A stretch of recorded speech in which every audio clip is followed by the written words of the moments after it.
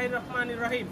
বাংলাদেশের চলমান কোটা আন্দোলনের সাথে সম্মতি প্রদান করে প্রবাসী ভাইদের উদ্দেশ্যে বলতে চাই, সরকারের পোষা ছাত্রলীগ নামক অমানুষ রাস্তার কুকুর নিরস্ত্র সাধারণ শিক্ষার্থীদের উপর অতর্কিত হামলা, পুলিশের গুলি, লাঠিচার্জ, টিয়ারশেল নিক্ষেপের প্রতিবাদে সৌদি আরব, কাতার, দুবাই, ওমান, বাহরাইন সহ ইউরোপের বসবাসরত সকল প্রবাসীদেরকে বাংলাদেশের কোনো ব্যাংকে টাকা না পাঠানোর অনুরোধ করা যাচ্ছে।